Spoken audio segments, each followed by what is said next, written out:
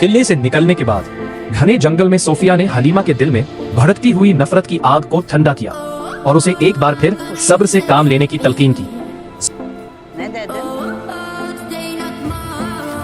Senin için, canın için. Yüzünü görmedim. Gel. Sophia के कहने पर हलीमा ने जासूस बनने की तैयारी शुरू कर दी। वो आईने के सामने खड़ी होकर तुर्क खवातीन का लिबास पहनने लगी। एक लम्हे के लिए उसे अपना वो नया रूप इतना पसंद आया कि वो खुद भी हैरान रह गई। उसी दौरान सोफिया वहां आ गई और उसे अपने मकसद की याद दिलाई।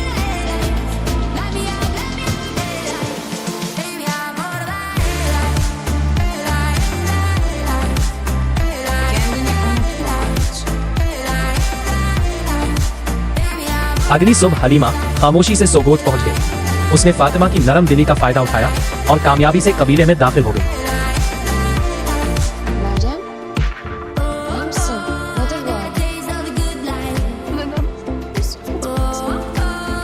Neden?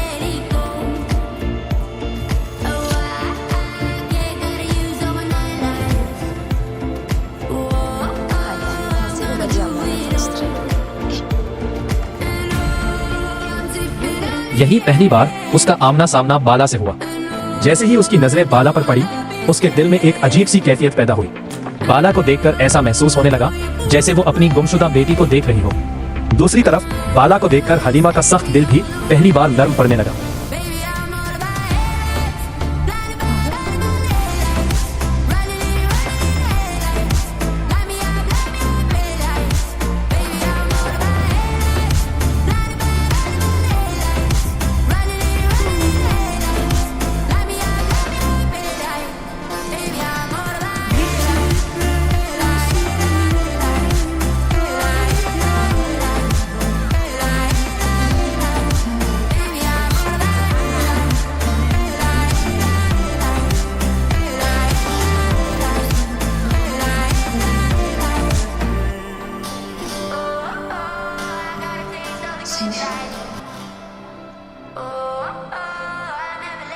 Ben de seni arardım.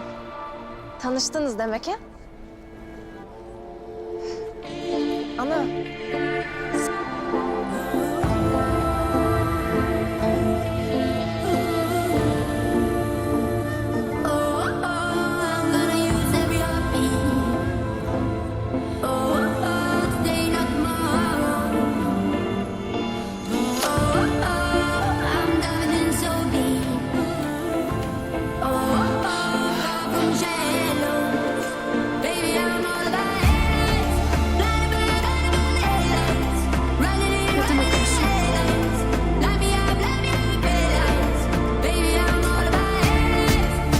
उसी रात बरसों बाद हलीमा ने ख्वाब में पहली बार अपनी माँ को देखा। अगरचे वो उनका चेहरा ना देख सकी, लेकिन उस ख्वाब ने उसके दिल में बेशुमार सवालात पैदा कर दिए। मगर इन सब एहसासात के बावजूद हलीमा अपने मिशन से पीछे न हटी। अगले दिन इसने एक बार फिर बाला को कत्ल करने की कोशिश की, लेकिन ना जाने क्यों इसके हाथ रुक गए और वो ये कदम ना उठा सकी।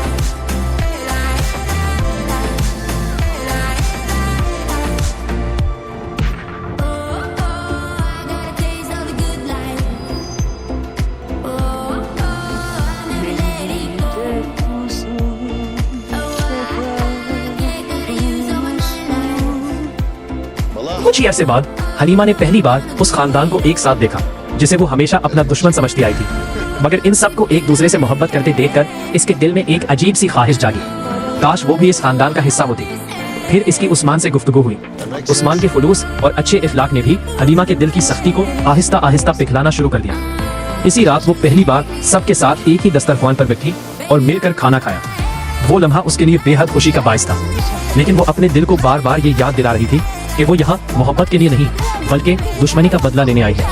अगले दिन हलीमा ने वापस जाकर सोफिया को एक एक बात बताई जो उसने कबीले में देखी और सुनी थी, बिल्कुल वैसे ही जैसे सोफिया ने उसे हुक्म दिया था।